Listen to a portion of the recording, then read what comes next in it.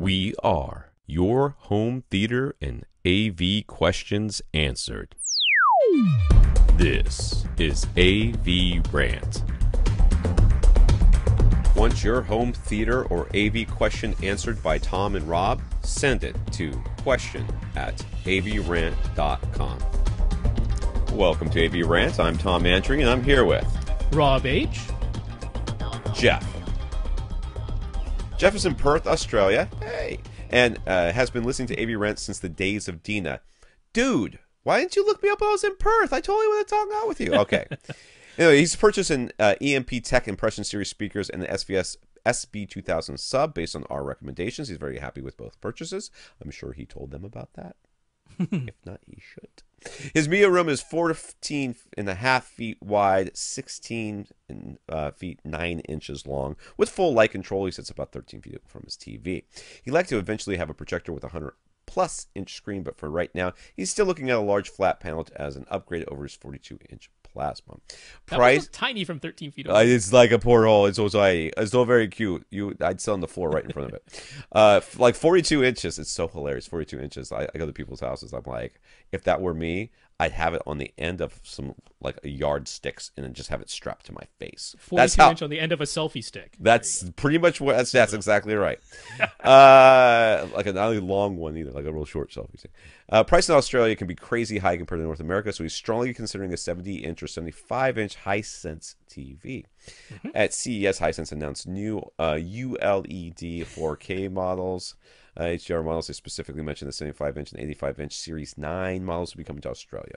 And the 75-inch would be direct lit with local dimming. That means your last year's models that are on sale right now, so he's wondering if he should pick one up. So their website isn't much help when it comes to detailed specs, but he wrote to them directly, and for last year's models, they replied the 75-inch model is a 8-bit panel with edge lighting and 16 controllable zones, while the 70-inch is a 10-bit panel with 128 zones of direct lighting. I'm starting to lose my voice. Excuse me. What should he do? Get the smaller 70-inch or wait for the new, better 75-inch? Wait a second. No, because the 75-inch is 8-bit. In the 70 That's inch. the last year's model that's on sale right now. The new one that was announced at CES 2017, they're like, it's going to have direct lit, local dimming, 10-bit, wide color, but all it's that. 70 instead of 75. No, last year's 70 was already 10-bit with 128 zones of direct. Last year's 75 was edge lit, 8-bit only. Okay. The new ones that are just coming out are going to be full array. Oh, okay. And 10-bit. Right. So he's like, should he get the last year's, which are on sale, right? He could get last year's 75, but then it's only 8-inch and edge light. He could get last year's 70-inch, which has everything you want, 10-bit panel, 128 zones. Or he could wait, but then have to spend more for the brand new 2017 75-inch that has all the good stuff. I totally go with that 70-inch. That's what I would do. I mean, you're 13 feet away. So, I mean, I worked it out. The difference from 13 feet away, a 70-inch is like almost a 22-degree field of view. A 75-inch is a little over a 24-degree field of view. Both of them are too small for 4K resolution to matter at all. Yeah. You actually kind of want like a 135-inch screen if you could swing it. Like 120 to 135 is where you want to aim for 13 feet away. So literally twice the size of... Yeah, so I'd go with the cheaper one. I'd go with the 70-inch 10-bit panel with 128 zones of direct lighting. It's going to be better. That edgeless garbage, as far as I'm concerned. Yeah, it's garbage. Yeah, don't get the 75 in 8-bit edge lighting. That doesn't even have wide color. I mean, they say it's HDR compatible, but it's dithering to do that. And yeah, I would don't get that one. I would go with the 70-inch, and then assume that someday I'm going to put it in my bedroom, because that's. And then I'm going to put it real close to me too.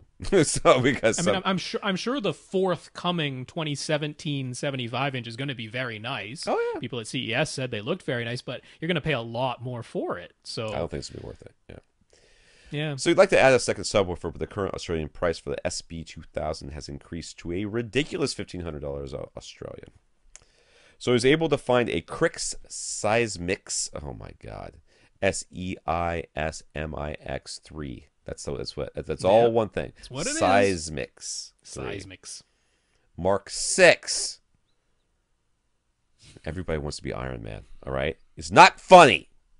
for a much more reasonable $700 AUD, Australian dollar. It's an 11-inch, 300-watt ported subwoofer that claims in-room frequency response down to 22 hertz. Could that be a reasonable partner for SB-2000? It doesn't listen very loud, typically around 60 dB. I bet you listen louder than that. No, it's not. It's not good enough. I'm sorry, it's not. I don't. Okay. I don't think so. I have actually reviewed Crick speakers in the past. They did not like me very much. They will probably never speak to me again because their tweeters were like ridiculously low, and they didn't sound very good. And I didn't like them. So I don't think that this subwoofer is going to be a good match. I mean, basically, you're going to have, if it goes down to 22 hertz, which is probably corner loaded and in room response, I think you should get a lottery ticket the next day if it actually reaches 22 with any sort of authority. So it's really going to be closer up to the 30 mark, probably, in my mind. Maybe 26 or something. And that means everything below that is, which is really what you need the second subwoofer to really help you out with. I mean, they have the other stuff too, but everything else is going to be just the SVS.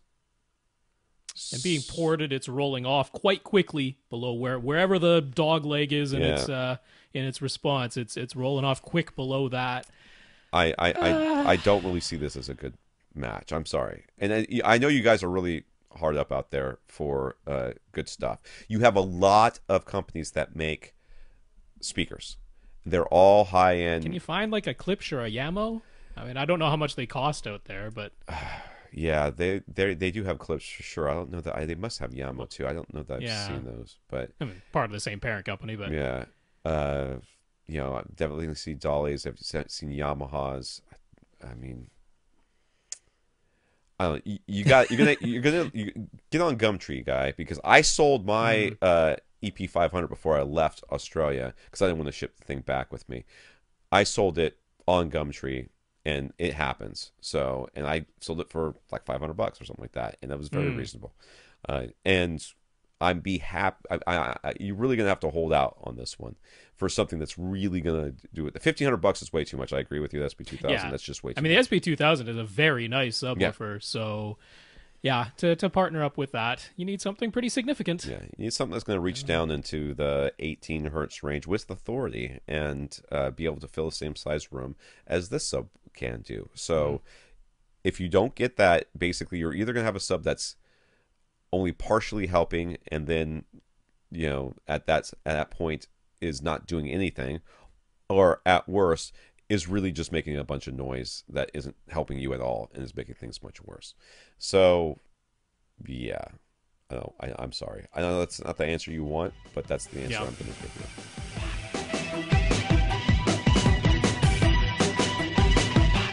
you. Want your question answered? Send it to question@avrant.com.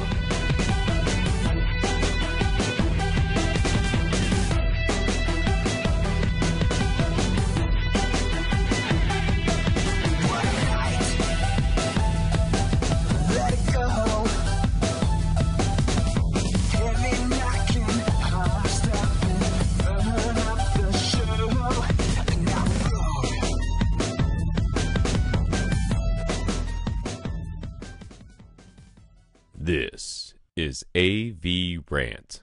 Now go out and listen to something.